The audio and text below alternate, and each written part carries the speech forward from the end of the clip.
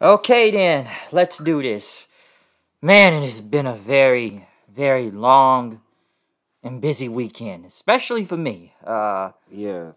From a lot of traveling, I will say that, and a lot of wrestling this weekend.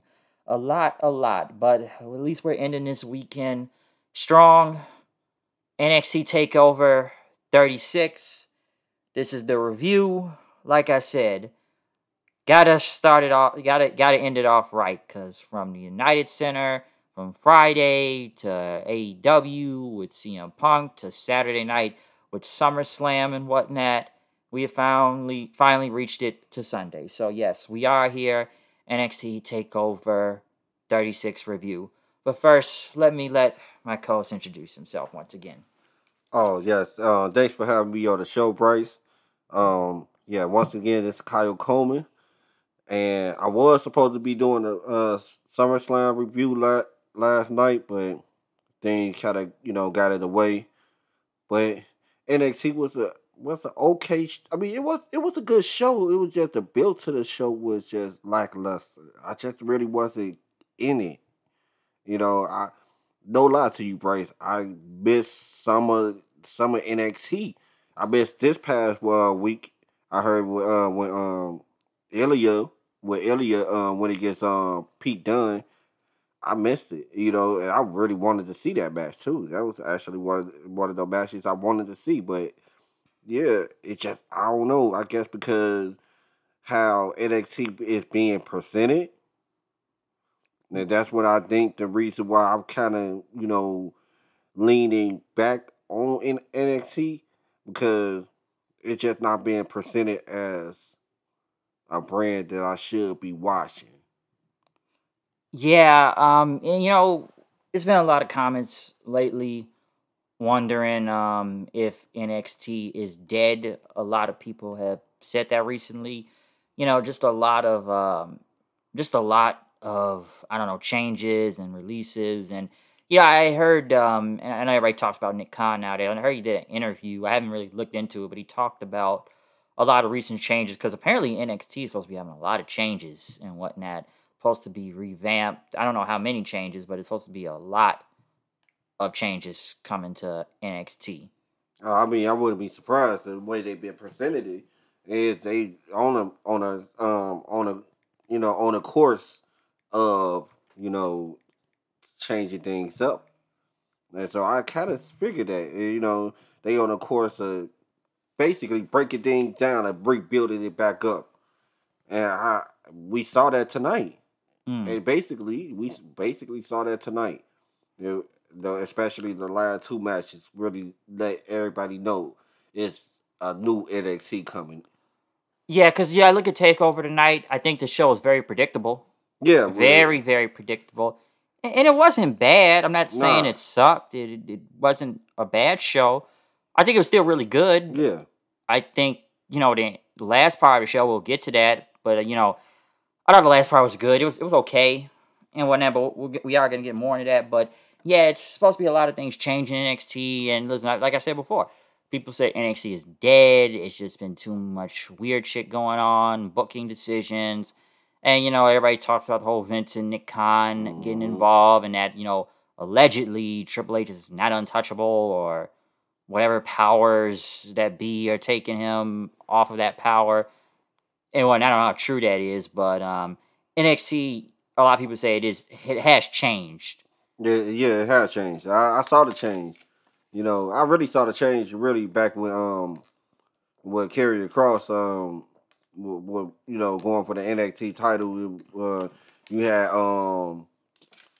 Keith Lee. He was, It had what's the name going against Keith Lee? I forgot who. That guy that's a retribution. What's that man oh name? yeah, Dijak or Dijak too. whatever T Bar. I saw the change then. I saw it then. That's what I was looking at. I'm like, it kind of changed it now, but they didn't do a full 360 like they doing now. Like it's a whole 360 now. It's like this a whole new NXT. Oh yeah, even I knew when Cross got there, they was gonna put a rocket ship to this guy, and Yeah, that's most what they of did. Cause come on, Chief Lee was basically a transitional champion right there, and it didn't really go anywhere when he was champion, but No. I knew there was going to be a change when Cross got there. But now I feel like it's a different change now. Yeah. Since we're going to get a lot in the Cross when we get near the end of this whole thing, but there's still a lot to talk on Takeover. Like I said before, this is not a bad show. I'm not saying it, but like I said, you've missed some parts. A lot of people don't really like the show or the build that is gone. Yeah. Some would say into Takeover. Yeah, that's all it was. That's all it was for me. I just didn't, I wasn't it. I stopped being interested in NXT after a while. It's like it wasn't NXT fault. It wasn't like it had bad matches or the storylines was bad or anything. It was just because Bryce. It was how it presented to me. It's like you tell me I'm supposed to pay attention to this pay-per-view. I mean, I'm supposed to pay attention to this brand. But at the same time, you will bring up your world champion off your brand to the main roster and basically beat him. And you tell me I'm supposed to pay attention to this, but you tell at the same time you also telling me that your world champion is nothing. So if your world champion is nothing, the rest of the roster has to be nothing. So why would I go waste my time on Tuesday nights to watch the rest of the roster if your top guy seemed like an afterthought to y'all? Yeah, and even tonight, like I said, we're going to get more into it, but it's just been a lot of changes when it comes, to Cross, and many things, like I said, from being on the main roster, beating him does not help in the process. Scarlett not being around for some odd reason, That's don't crazy. really know what's going on with that, but that's been kind of strange, so it's a lot to say with that when it comes to those type of changes, too, especially like it's the champion getting beat on here. So on the main roster, which made no sense. But then again, why bring him up when he's already the champion too? So that's another problem that's been going along with NXT. So and even my friend said tonight he wanted NXT like Takeover. He felt like it didn't need to be in CWC anymore. I mean, this should be the last one. Really? Yeah, this should be the last NXT Takeover in the CWC. If you want to have NXT in the CWC, then have at it. But this should be the last one because here's the thing. What I was just talking about presentation. If you telling me that this is supposed to be something I'm supposed to be watching here, y'all not presented it to me as it's something I'm supposed to be watching. I'm looking at the CWC. It looked like dare I say it, an indie. Well, NXT is always someone look like an indie. Yeah, but at the same time, they did have matches. They did have takeovers in big arenas that made it feel like Takeover. You know what I'm saying?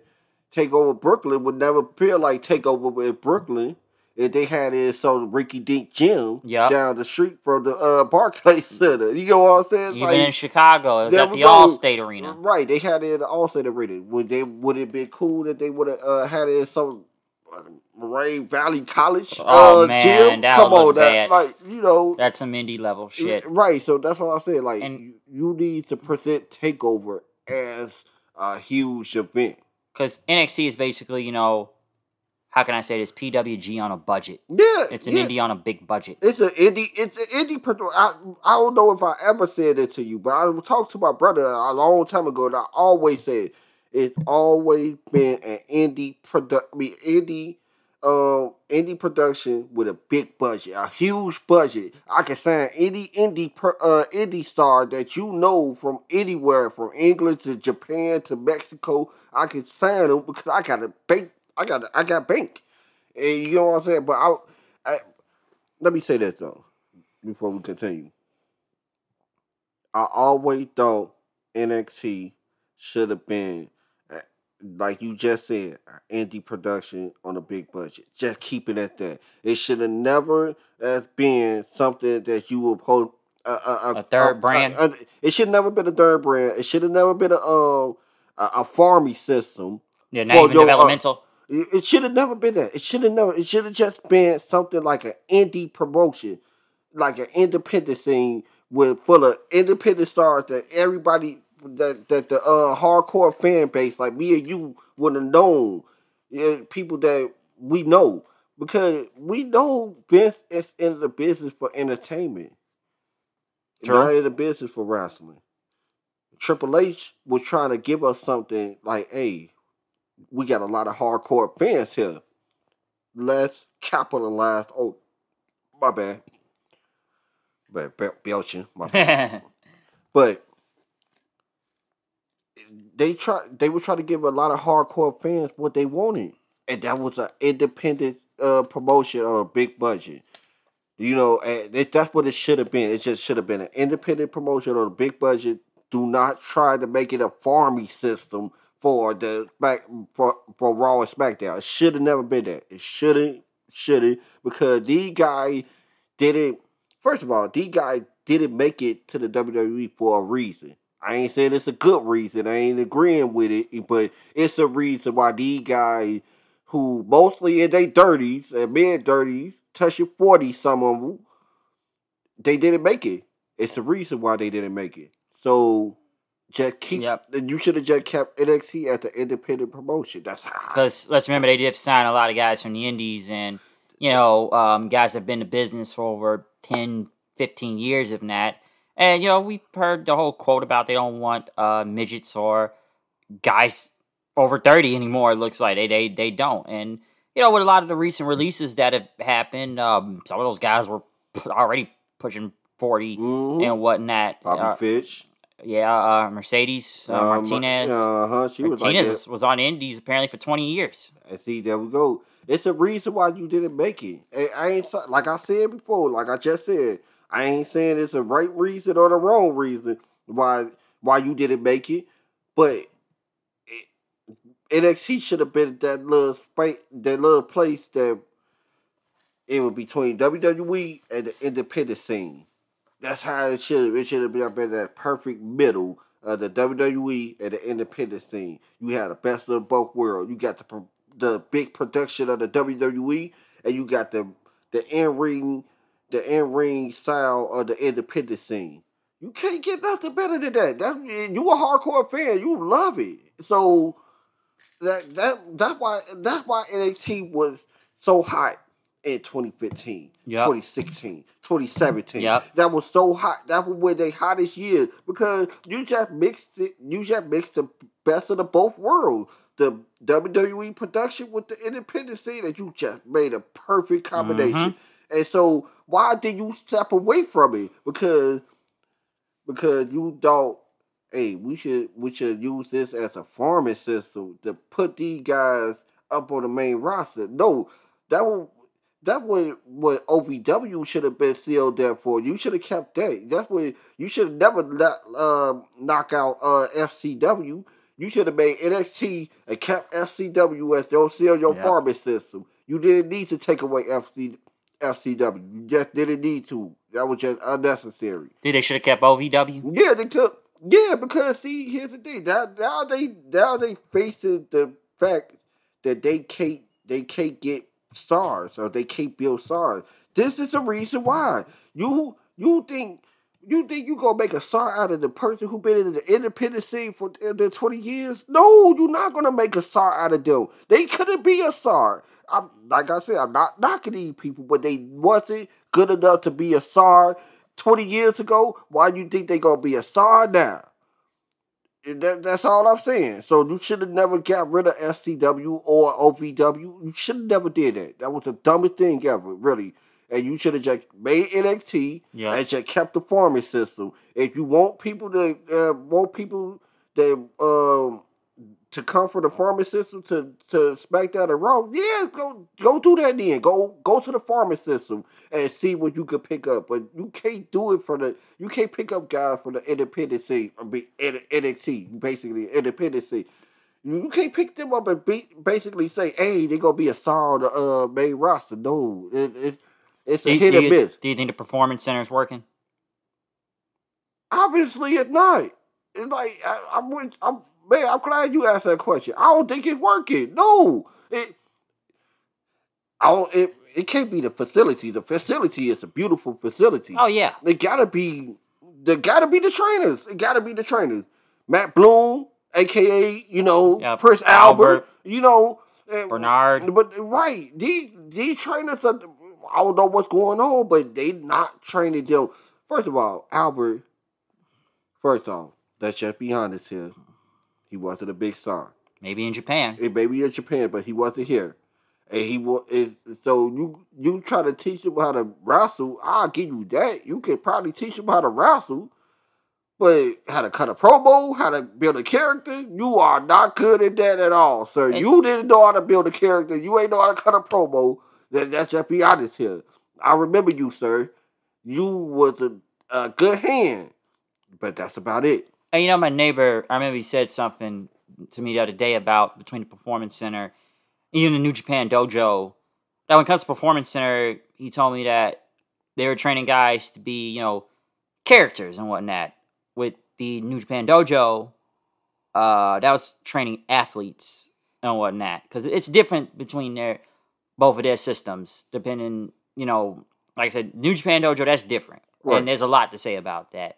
The other Performance Center, that, you know, like I said, it's still training guys, but, and yes, they do have some homegrown type of talents, but like we said, a lot of these guys came from the indies and whatnot. And I forget, I mean, I never said this before, like, they gotta get that indie stink off of you and, you know, kind of revert to that WWE style of wrestling and whatnot. With the New Japan Dojo, yes, they do start from scratch and, you know, learn their type of style and whatnot. And I'm not gonna go into explain the whole thing. They kind of with the WWE, but they send guys on excursions though, and send them across the world, right, to learn other styles of wrestling.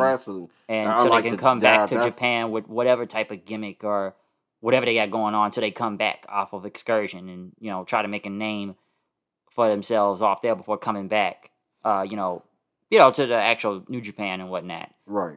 So I'm just kind of give a Cliff Notes version of it. Right. So that's like basically unlike the WWE. They not sending you to. They don't want you to learn different styles. You know what I'm saying? You got to learn the WWE style. You got to learn the WWE style. And so you brought up another good point. Another good point. First off, you gonna try to tell this man who been wrestling this style for 20 years, 20 plus years, hey, you need to change. Well, hold on, time out. I've been working this style for 20 years, and this what got you to look at me, and what got you to want to sign me, but it not good enough for your TV. But it was good enough for you to come scout me though. Yeah. You came to scout me, and you looked at my sound and said that's gonna work for your television, but you want me to change it now. See that? Some stuff it's not gonna get over. It's not gonna change. You can't teach. Sometimes you can't teach an old dog new tricks. You just can't.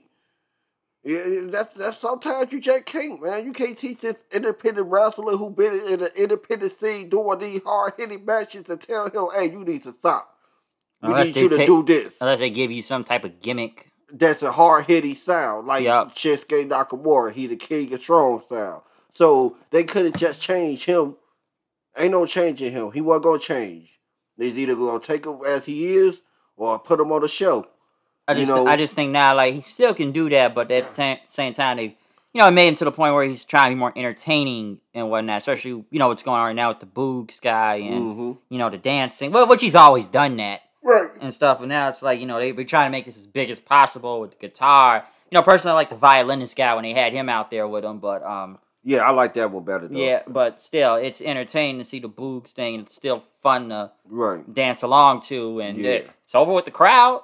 People still sing along to the theme song, so, yeah, that's one thing. But like I said, it's different depending on that style of wrestling and what they do, because with those guys and whatnot. So it is different and everything. So like I said, it's a lot of differences between the Performance Center and how guys go up onto NXT then. Excuse me, and whatnot. So, yeah, because, you know, and I don't know if this guy signed. Was he out there last night at SummerSlam? When they brought out those Olympic wrestlers, Clark, I ain't even know. Gabe Stevens. Gabe Stevens. I forgot the old girl name. Yeah, she's a fan, so you could tell she's a fan. She said it herself. But they've been looking at dude for a long time. Yeah, I've been hearing his name around. Like, I saw him. They had when I was watching NXT. They showed Ray. That was before she was in yeah, he was there. He was there to take over. He was there with her. Yeah, because people I think he was sitting next to Stephanie. Yeah, yep. They kept saying he's the next Kurt Angle. What people are saying. Man, I just need to see him. I last, saw him in his Olympic match. I did see that. I did see it. He good, very good. Because last night, it's like when you look at his reaction last night when he came out there. I think he's just trying to, he's not sure yet because he hasn't reached the point. He's got a lot of deals on the table. They said from UFC or, like I said, wrestling. Apparently football. Like he's got a lot of deals on the table and stuff. He's got like 20, I believe. So I don't think he hasn't decided. Like you look at his reaction out there, how he was. I think he's just trying to get the feel of it. To soak it in and stuff. Like whoa.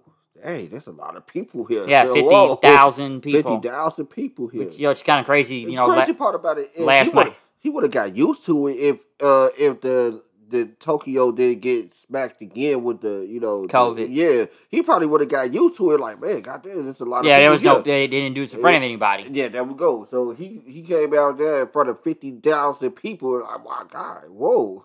He kind of was shocked him a little bit. But here's the thing, though. They look great. What this going to translate? Because see, what made Kurt Angle great? It wasn't because of his wrestling ability. Yes. It was because of his character. His character made him great. He can wrestle his ass off. Don't get us wrong. No, right. I ain't gonna never say that, but at the same time, it wasn't. He was entertaining as hell too. There we go. He did a lot of entertaining shit. So it wasn't just that. So. And you gonna call this man the next Kurt Angle? I better see some character coming out this man once he get there. I remember people said, what's his name was the next Kurt. They said Chad Gable was gonna be the next Kurt Angle. Yeah, but he's another one. He can wrestle, but come on, man, he's not the next Kurt Angle. He don't have any character. Well, I think what he's doing currently with Otis is not bad. Nah, which I'll give him one thing, they've really changed up Otis. Oh man, I love Otis. But I love Otis now. That Shorty G shit was not working. Not at all. Not at all. I love Otis though. This Otis right here is a killer. It's a beast. He's not goofball anymore. Nope. None of that. Ham. None of that. None of that. Oh yeah. He haven't said a word since he been with Chad Gable. Yeah, so keep that. That tells you something. But yeah, that's crazy. But yeah, it's a good little rant we had there for the past 20-some minutes. I know, right? My bad. Yeah, let's get to the actual review. But this was something interesting to talk about, though, too. Yeah. It's because, like I said, there's a lot of change with NXT, and that does surface tonight. But TakeOver tonight, though, like I said, TakeOver 36. Of course, back again, CWC. First match of the night. Cameron Grimes versus LA Knight. I'm trying not to say Eli Drake, but I'm used to saying that. I know. I've been used to it too. For the $1 million championship, and if Grimes loses, Ted DiBiase will be the butler for him then. That's why he was out there. See, I missed the build. Well, the match was good. Like I knew it was. Man, these two guys are good workers. Eli Drake, LA Knight, whatever you want to call him, he always going to be good, to me. And I feel like, this was a good match. The right person went over, Yeah. Yeah, it was good. I thought it was a very good opener. Very high-paced. Kept the people, Grimes getting the crowd behind him and whatnot. That wasn't that bad. Even Ted DiBiase himself getting involved. Hitting the $1 million dream and stuff. This was a fun opener and whatnot. And Grimes, getting a big cave stomp, just getting a big finish and whatnot. Just to, get the crowd hyped up and happy before ending the match. So I liked the opener. That was good. That was real good. So right. Yeah, Grimes getting the $1 million championship now from Eli Drake. So you missed most of the Butler stuff, then. No, I don't get me wrong. I saw the beginning, like when they went to the golf course with the Grizzle young veteran. I saw that. What else I saw? I know I saw the week before that when he first got started, when he first came to the door and everything after Butler. But other than that, I missed most of it afterwards. I missed most of it, and like that was due to me not watching NXT the last couple of weeks. Yeah, because I did like it at the beginning when he brought the trash can out there and he put the Butler suit in the trash. And, when I'm seeing him come out there, I'm thinking to myself, here comes the ringmaster. Yeah, that was. That's basically what it was. Teddy DiBiase and the Ringmaster again. He's got Steve Austin, but, still, it's the Ringmaster. That's what it felt like when he was walking out there, him and Grimes. So, yeah, it was a good opener. I enjoyed this. This was a very hot way to kick off the show. So, and, Grimes having the crowd in the palm of his hands was really good, too. So, a feel-good payoff right there. Next, NXT Women's title on the line. Raquel Gonzalez versus Dakota Kai. Well, like I said, another good match. Another one. Hard-hitted, too. Man, Raquel Gonzalez was hitting Dakota Kai with a lot of power moves. A lot of strength. Yes. But here's the thing. I was kind of bittersweet on the finish and who went over. Yeah, I think a lot of people thought Kai was taking it because, the argument is said that Raquel Gonzalez has been boring. It is said, and that it's just not working. It's just not working. She's just big. That's it. And it's like, you just come out and flex. Just show the back. Man. Gotta show the back. Basically, what her character is, flex it, show the back, and say chica, like 5,000 Chiquita. times. Yeah, I don't know what y'all what she's supposed to be, a strong Hispanic or so. That's her character. Like, I don't know her character. And she never had a character to me. Like I said, the match was good. Don't get me wrong. Like, man, these two girls go tear the, not tear the house down, but you get what I'm saying. They're gonna put on a good match. It wasn't bad. I thought it was still a good match. Yeah, but it's just, hey, the person who went over wasn't the person I wanted to go over. Yeah, big, like, super Uranagi off the top rope. Yeah. I actually kind of thought Dakota Kai was winning, but nah, that didn't happen. That was like the only prediction I think I got wrong tonight. Yeah, me too. I picked Dakota Kai. Yeah, I was going with Kai, but then right after, next thing you know, Kaylee Ray from NXT UK showed up. So I think she's gonna be the next challenger. The next challenger, and I think she here to say, really, she here to NXT. So welcome to NXT. I saw a lot of Kaylee Ray over the years. I saw her at Takeover War Games a couple years ago. And she good. She is good. She remind me of Dakota Kai in the ring. In ring sound, a lot of kicks, a lot of moves that have her bend her body in a certain type of way. It's like that's how Dakota Kai wrestles to me. A lot of kicks, a lot of agile moves. A lot, her moveset kind of remind me of hers. So yeah, I'm welcome. I can't wait to see you. Yeah, well, we will see what happens then. So we're gonna see what happens there. But like I said, it was overall good match. I enjoyed it. So not bad at all. I thought it was pretty good. Next, though, the match of the night, or damn near want to say a match of the year contender. You want to talk about two folks beating the living dog shit out of each other? God damn, this was like the most brutal, hard-hitting, and even technical at some points of a match, too. And I'm not going to try to go through every move of this match, because it'd be too much, all right? But we would be doing a disservice. It just from elbow shots to kicks to chops, seeing the battle scars, the marks from both of these guys, the kicks, elbows to the back of the head, German suplexes, it was like a fight. It felt like a fight out there. Yes, it was. It felt like a war. I really liked this match. And then was the match of the year. I think Cornette said it was going to be the match of the year. A lot of people were just talking about this was going to be the match of the year. Look, I know we got 3 more months in the year. 3 more months left in the year. It got a couple of more takeovers. We got a couple of more pay-per-views.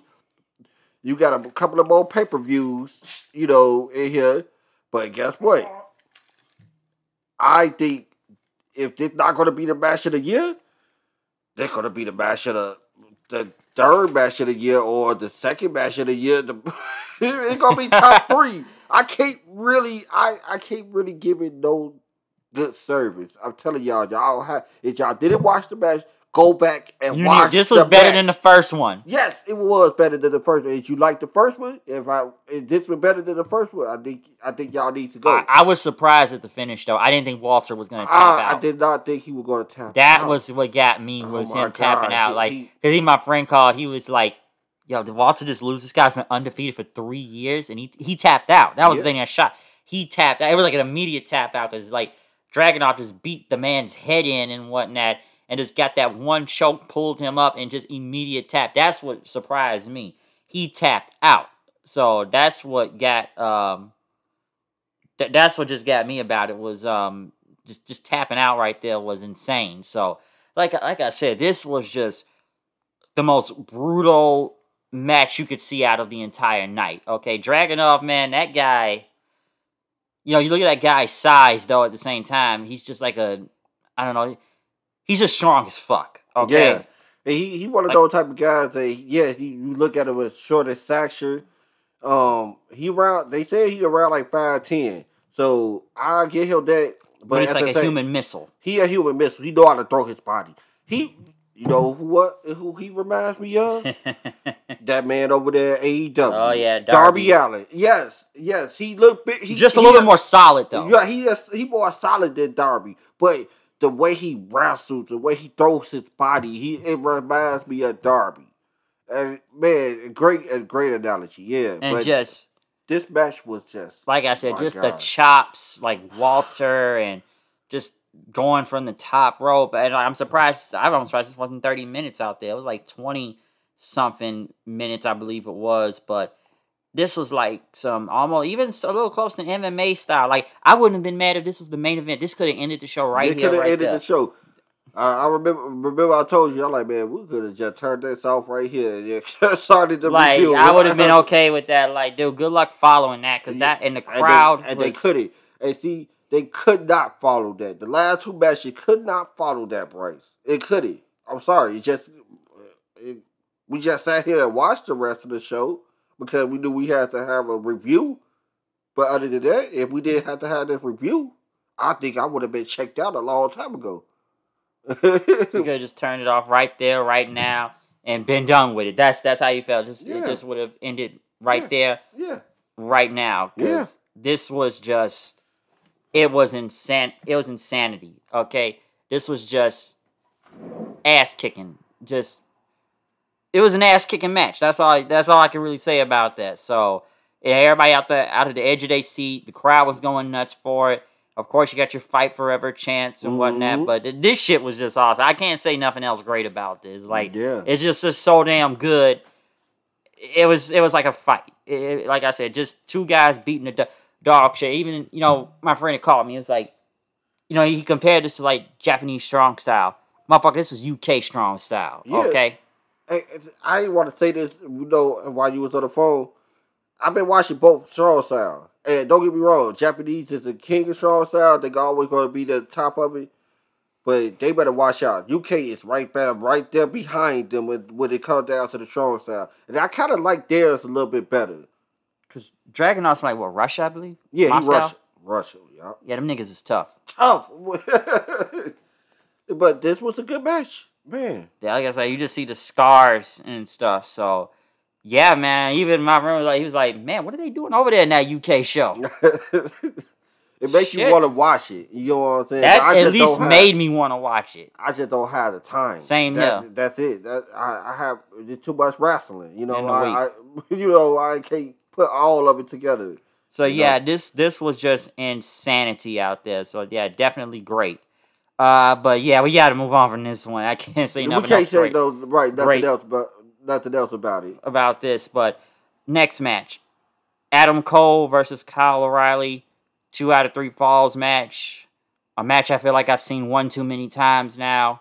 You know what they were trying to do, Bryce? Same shit like they did with Gargano and Cole a few years ago. Yeah, that I don't know if you remember the 3 stages of hell. Oh yeah. Between Stone Cold and Triple H. They had a regular match first, then they had a street fight. Then they had a steel cage. Now, what made that different from the match that we saw tonight was both of those guys, Stone Cold and Triple H, they had different styles. which kind of, complemented the 3 stations of hell. All right, Triple H is a technician, so we got a regular match first.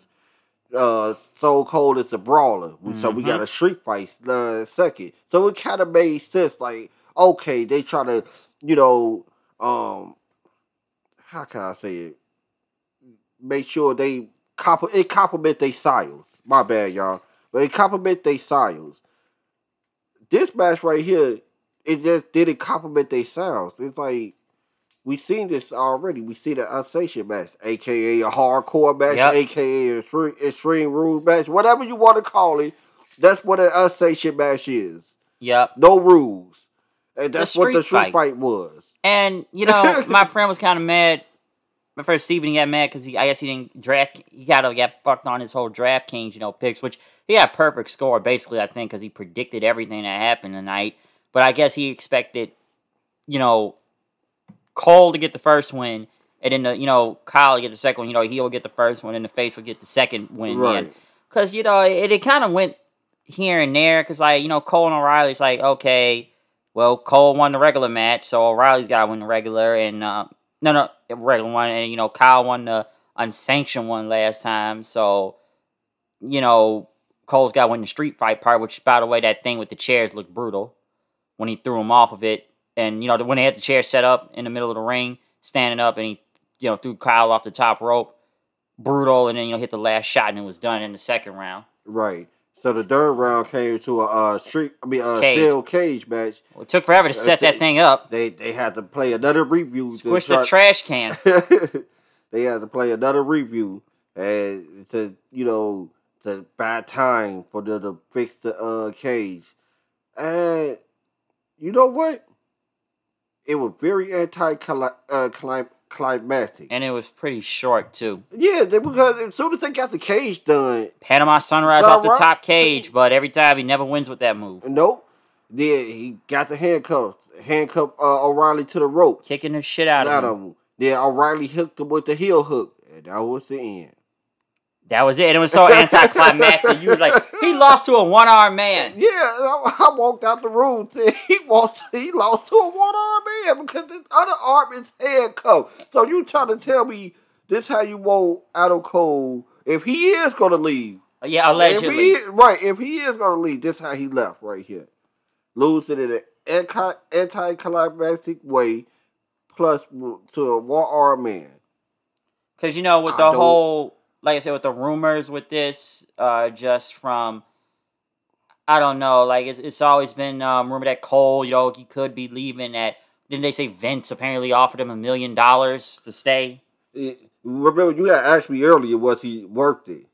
And the crazy part about it, if it was any other world, if it was, like, back in the day, not back in the day, even 10 years ago, he wouldn't. You get what I'm saying? Because guess what? The reason why he wouldn't be, because he would be a detriment to their company if he would have went somewhere else. See, if he go to AEW, while AEW still got momentum, they got momentum right now. They got CM Punk. They got the rumors that Bryan Danielson gonna come. They got the rumors that Ray Wyatt coming. And Ric Flair. And so you add Adam Cole on top of those rumors, they momentum is too strong. You don't want to do that. I will up the money and I will get him the $1 million. Yeah, and with Cole, like I said before, if he goes to AEW, of course, yeah, he's got his buddies there, his girlfriend is there, so he'd be okay. A lot of, right, Vince, you listening, right? That's a lot of things that make a guy happy. Friends, girlfriend, a lot of money. A lot of money. A lot of money. So that make a guy happy right there. And it's a place that I can move up the ladder. I can win a world championship. Well, Vince, that's a lot of things that make a guy happy, and he might end up leaving you because of that. Because I'll say this with Cole. I'm not really sure. I don't know if he's really leaving the company yet because, like I said, his contract expired apparently after this match. And, see to this, man, either he really does leave and go to AEW, or we'll probably see him back on NXT in the next few days, or some would say, is he going to move up to the main roster? to Raw or SmackDown. But then again, you already know what's probably going to happen there. Of course, the size thing. How far is Adam Cole really going to go on the main roster? Because even me and my neighbor went over this. Do you expect him to really be believable, especially for the world title, against a Bobby Lashley or Roman Reigns right now? Especially, this is the only way. This the only way he'll ever become world champion if Finn Balor ever wins the championship. If Finn Balor ever wins, that's the only way I can see that match ever happening, and he could be world champion to taking the belt off of Finn Balor because they the same size. But other than that, no. Yeah, I can't see him taking off any of those guys and whatnot. So, because it's like we talk about NXT, it's like, what more can he do in NXT? He's done it all. He done it all. He done been the champion for the longest. You won every belt. You dominant group that was going on for like 2-3 years and barely take L's. Just main events most of the time. Undisputed Era was basically unstoppable. Yep. Okay? They really were. Like, come on, War Games matches, just... I don't know what else more I can say. It's a lot you can say, but, like, what else more can you say from all this? Because they basically look so damn powerful, you could not stop these guys. You really couldn't. They were that powerful. That's how you just couldn't stop them. So, I don't know what more he could really do in NXT right now. So, I kind of expected Kyle to get this one anyways, but still with Cole right now, what is really going to happen from this, all right? I don't really know. So, we will see what happens with Adam Cole, whatever his future is going to go. But in a way, I do think he's going to be sticking around. I just think he's going to... You think so? Yeah, in a way, I do. All right. Don't get me wrong. I still would be surprised if he does show up on AEW, but in a way that I don't feel like he's leaving at the same time. Main roster, possibly. But I think if we don't see him this Wednesday, then shit, what if he shows up tomorrow night on Raw? That's true. Because he did lose his feud. So he could show up on any of the main roster this week. So look out for Adam Cole, to be perfectly honest with you. But overall, it wasn't bad, though. It wasn't a bad match. It's just I've seen it too many times. Right. I've seen it too many times. I don't need to see this anymore. Like, I've seen it. I knew how it was going to play out. I've seen this before. I've seen this in a different feud before with Cole also. So I think everybody kind of knew how this was going to play. I just think the whole finish out of the whole thing was anticlimactic. So that's all I can really say about that. But now, though, main event. The main event. Samoa Joe, Killer Cross, whatever. I was just looking on Twitter, Bryce, about... They was screaming. I ain't know they said we want Scarlett. We want Scarlett. I ain't know they were chanting that. Well, yeah, I didn't see that. I must have didn't hear it. Man, and so here's the thing, y'all. Listen to the fans. Bring her back. Where is she? Yeah, what happened? And she just kind of disappeared. And I know she wasn't really going to be on the main roster part, but then I thought she'd be back on NXT with him. To be honest with you, though, see, Scarlett is one of those people calling him Mark Barrow. No, he is not Mark Barrow, okay? Nah. He is not going to get saber bombed by Scarlett, okay? See, here's the thing with Scarlett. She more than a pretty face for him. She not that pretty face for him. She that enhancement to make him look like more of a monster. She does it just makes the aura of Karrion Kross even more greater. Because he looks basic now. He looks like a basic guy. He had the entrance, but it's like he just came out regular and whatnot. They had the black and white effect and all the smoke this time. On Raw, he just looked like a generic dude. That entrance is one of the best entrances in WWE. The entrance with the smoke, Scarlett, throwing her hands everywhere. Then all of a sudden, she disappears and poof, that nigga Karrion Kross that pop out. And that's one of the best entrances to me. I'm like, what? Why would you want to script that away? That's a cold entrance. Why would you want to do that? Now he just looks like a basic dude. Yeah. He looks like a basic guy with a generic entrance now. Almost like a creative player. Almost. Okay? Some SmackDown versus Raw 2K type of shit. He looks like a creative player. That was perfect. Yes, he looks like a creative player. Just generic. Black boots, black trunks, all that stuff. That's it. He looked basic. Yeah, I thought Austin Theory was at first, but yeah, that's how Austin Theory looked. That's how Austin Theory used to look. Just basic, just playing on everything. But the match was decent. It wasn't bad. But you know what hurts with Cross is that, putting him on Raw didn't help. Nope. Losing to Jeff Hardy, losing to Keith Lee. Nope. So the build to this match sucks. Yeah, it wasn't even the worst build. His thing, the match wasn't that bad. I think it could have been more, but this is probably the weakest match of the night. It was the weakest match of the night. Even the $1 Million Championship was better than this one. And see, here's the thing. What I want to say though, Bryce. I admit to say the build was weak. The only reason why I wasn't into it because of the same reason that you were just saying. He went to the main roster and he took no L's.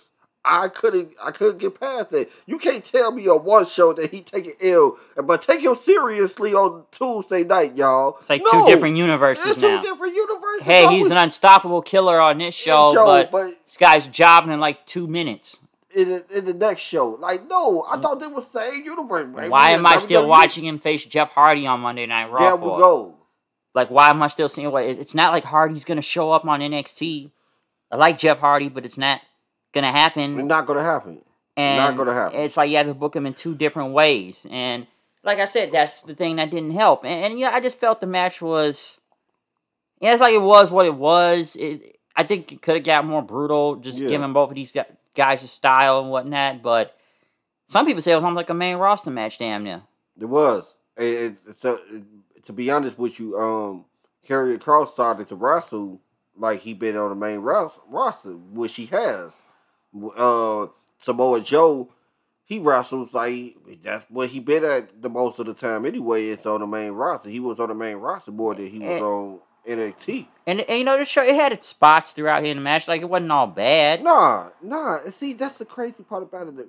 These two guys are great workers, but WWE kind of shit the bed with this one. Yeah, Joe, it's a lot we can say on. Yeah. Like, I believe it, Joe. Don't get me wrong. It's like, he has to go back to NXT. You wouldn't sign off on him being clear to wrestle on the main roster, but he has to go back to NXT. Oh, the way he has to get fired first, then go back to NXT. Yeah. Then he can wrestle again. Like, hold on, time out. Tonight made me think, like, what took y'all so long to clear this man? He looked good to me. What took y'all so long to clear him?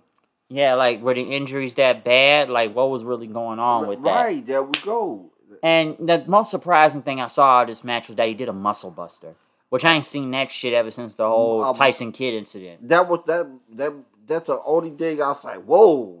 Did I just see a muscle buster? Yes, I did. And he won with it. And he won with the muscle buster. I think what I was just telling you and my brother earlier was I think he won with the muscle buster because how we view the muscle buster now. Yeah. It's like how a person would if the person decided they want to do a power driver in the WWE. We know the power driver is banned, and we know the damage the power driver could do. And if that person decided to bring the power driver back, you get what I'm saying? And they win with that move.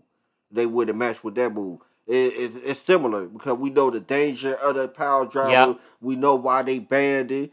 So we know the danger of the muscle busters and the reason why they banned it. So it made it look like one of those devastating moves that could end you, and they ended the match like that. So I was cool with it. Yeah, it wasn't a bad match. Did it feel like a takeover match to you? No, it didn't. It felt like a main event for NXT on Tuesday nights. Yeah, like it could have been more. I felt like, and the match was like 12 minutes, I think. That was like one of the shortest matches of the night. Yeah, and because the show ended like about, 9:30? 30, yeah. And whatnot. So, yeah, it just kind of ended off like that. And Samoa Joe won, so I'm going to assume Cross goes to the main roster at this point. Right, it's done. I think it's just done with him being on NXT. He's got to go to the main roster. He lost the belt now, so... Yeah. I figured once he dropped the belt, like, he's got to go there. Yep. I don't see any other way. So... That's how I look at it. So, like I said, the main event wasn't bad. Just okay. Yeah.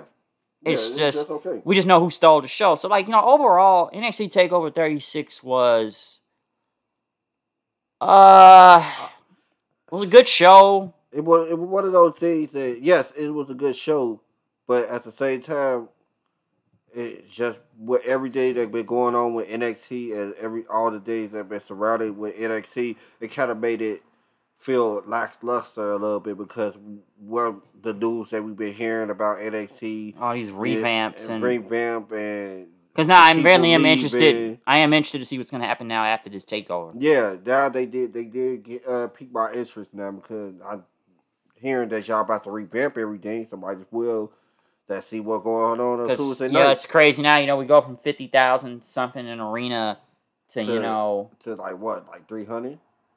Yeah, I don't even know how many people hold in that building. I think it's 500. I think. Well, 500 decent.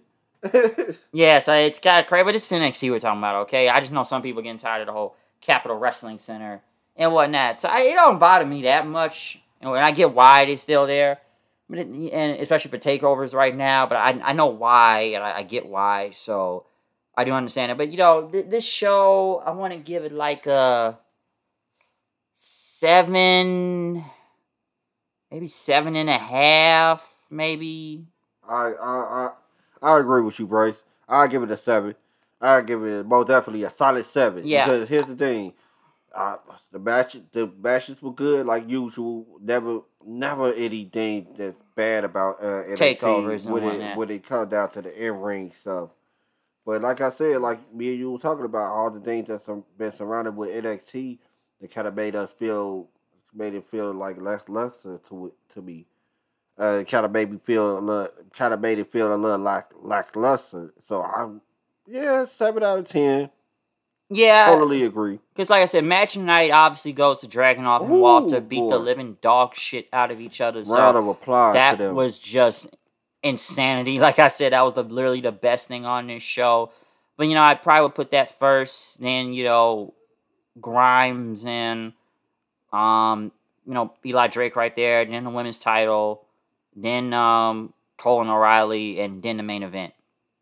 I mean, that's how I would put it in order from best to worst. All right. So that's how I definitely put it in one that. My ranking would be number 1, of course, Ilya and Walter. The second match will be I have to give it to Cameron Grimes at LA Knight. Mm-hmm. The third match I have to give it to the women. They did their thing. The fourth match, I'll give it to Kyle O'Reilly, Adam Cole, and the last, like you were saying, the main event. Yeah. No, yeah. Let me switch. Main event, fourth, near the Kyle O'Reilly. Yeah. And because here's the thing. We seen Kyle O'Reilly too many damn times. That's why I put it last. So tired of seeing this shit. Yeah, so I put it last, so I like, yeah. I'll give it last. Yeah, so that's how I definitely I can agree on that too. So yeah, but overall, like I said, NXT was good. Like I said, wasn't that a bad show and wasn't that, but I'm interested to see what's gonna happen next after this takeover though. But basically we did this in under an hour, surprisingly. And that go too long with this because.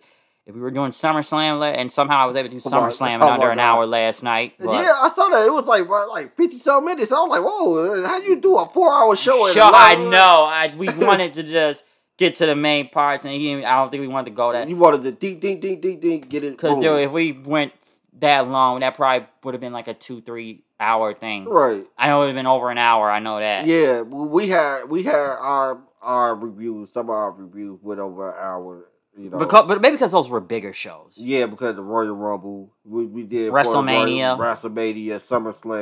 SummerSlam. It's just this one.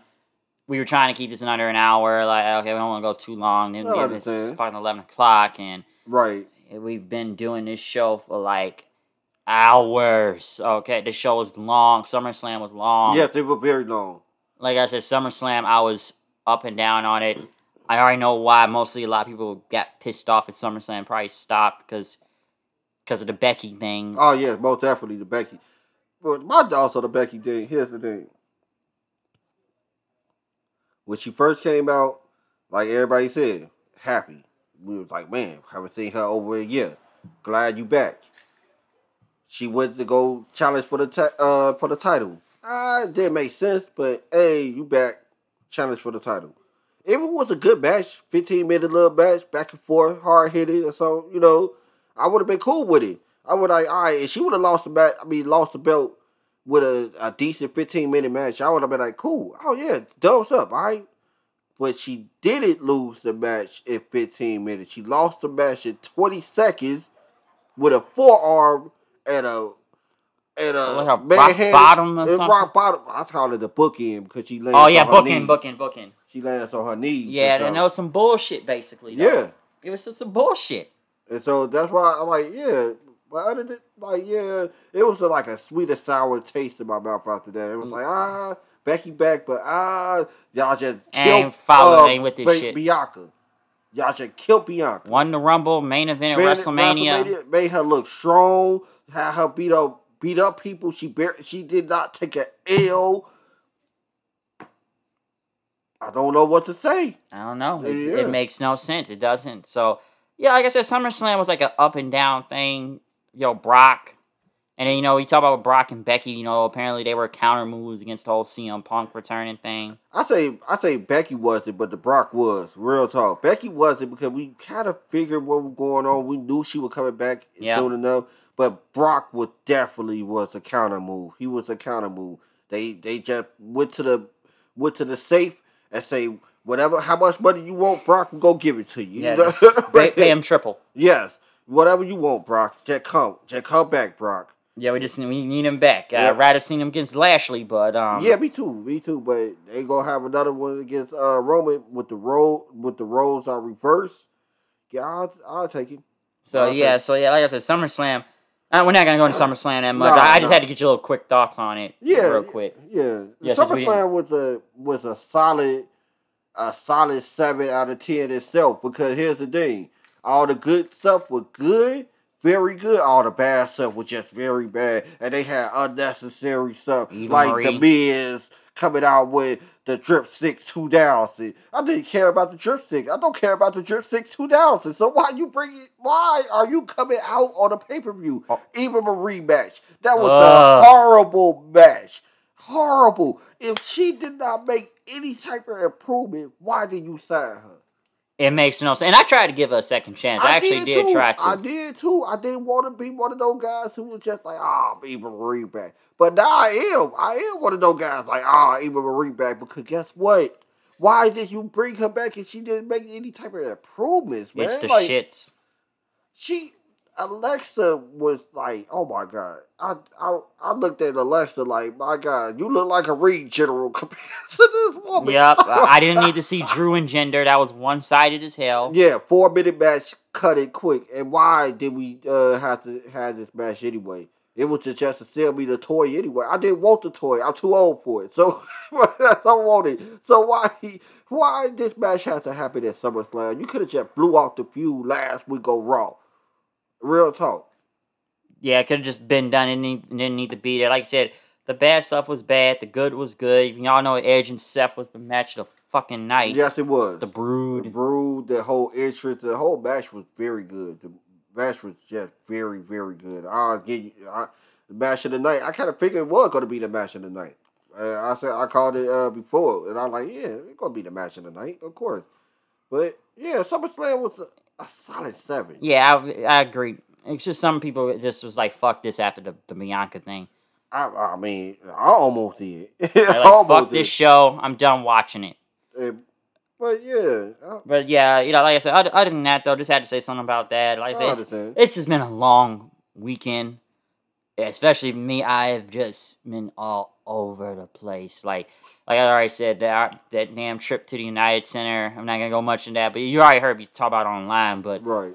Just, the whole CM Punk, Chi-Town, United Center, that was just, man, that was crazy. That was insane.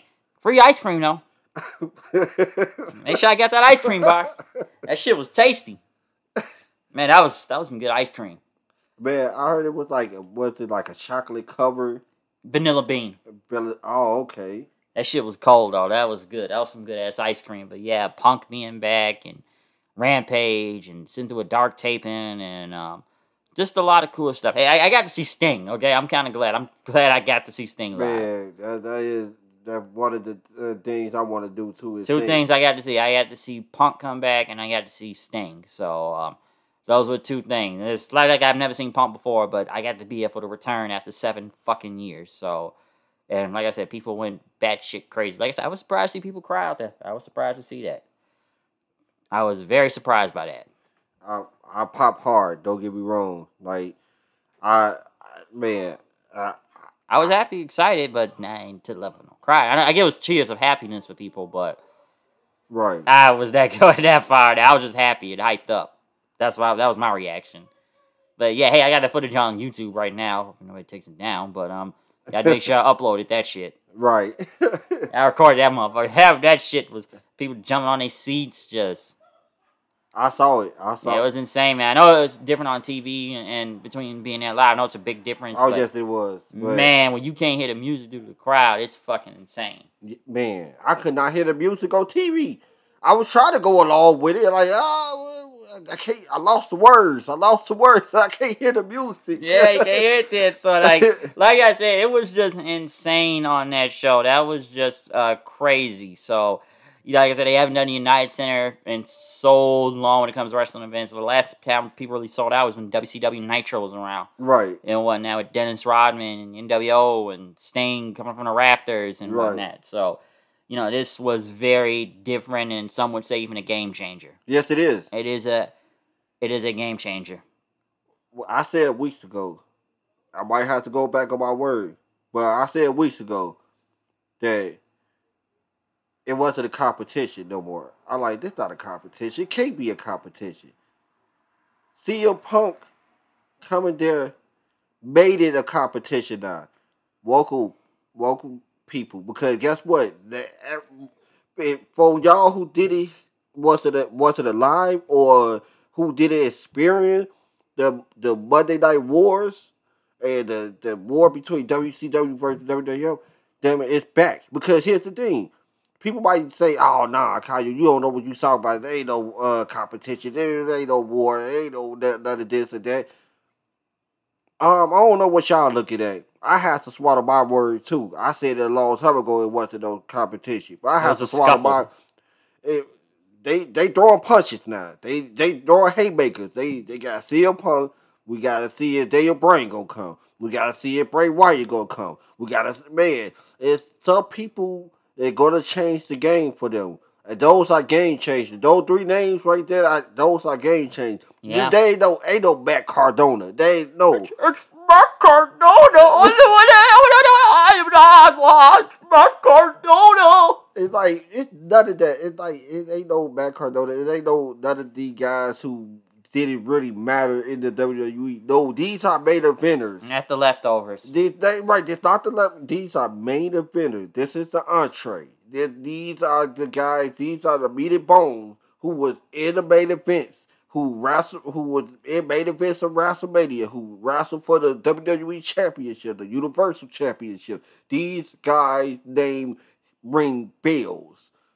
So I'm kind of glad, to be honest with you, because here's the thing. Competition breeds better product. It make a better product. And if I could get a better product out of the WWE... Hey, Vince thinks he's in that competition, though. But he said that before the signing of CM Punk and possibly Daniel Bryan. We don't know yet, but he said that before the signing of CM Punk. Yeah, you can say that now, but say that now. Say that now, Vince. Say it. Want you to say it. They are not what? Competition. They are competition as far as the in-ring ability. They know how to hit. They know how to get people to look at their product. But they in-ring ability, they know competition because it's a lot of green guys over there. So they not really good in the ring. They already have good matches like in the WWE. But at the same time, they know how to headline stuff. They know how to put their names on the headlines and be like, hey, watch this. Yep. That's true. So, like I said, they're the new thing right now and whatnot. But they have made their move. So yeah, I'll give Jacksonville Dixie there. You know, Tony Khan and whatnot credit on this one. So, like I said, like with AEW, I have my criticisms here and there. I'm not gonna suck their dicks, okay? So right. No. I'm I'm gonna get. Like I said, I just have to swallow my words. That's but when all, it's good, you gotta say it's good. Yeah. If it's bad, you'll say it's bad. Oh yeah, most definitely. I've been crapping on them all for the past 2 years anyway, so it ain't like I'm. But this was a very big moment, and just in wrestling itself, yes. some would say in the past 10, 20 years. Yes, I'm man. People were waiting for 7 years. They were waiting 7 years. They chanted his name all this time. From 2014. They chanted his name for 2014. Since the Royal Rumble of 2014. Yep, to now. They've been wanting this man back, so they got him. Hey, I heard this ain't no part-time deal, and they know just no full-time. It's a full-time. Sure, they paid him a shitload of money. Of course. For the right price and the right opponent. Yep. And so, I mean, man, his first opponent gonna be Darby Allin. It'll be good. Got a few more weeks. Yeah.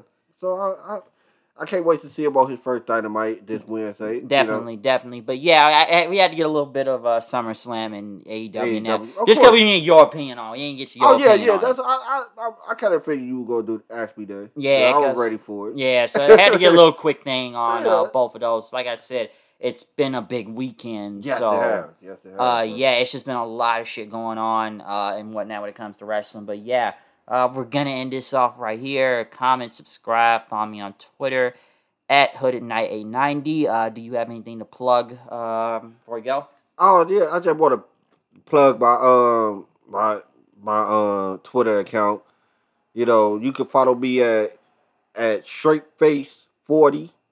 StraightFace40 on Twitter. You know, that's about it. Thanks for having me on the show, Bryce. Yeah, thanks. Once again, we will come back at some point in time whenever there's another big show happening. Yes. Maybe All Out. Maybe. We'll see. We'll see if we get the All Out or whatnot. But yeah, I will be back for a Raw review tomorrow. So at some point we will get to some other review. Like I said, maybe All Out. We'll see if we can get to that. But yeah, other than that, though, I'm out of here. See you guys later. Peace. I got some editing to do, and I need to go watch Walking Dead, since that's the season premiere tonight. And Power. I gotta go watch Power Book 3. So, yeah, out of here. See y'all later. Peace.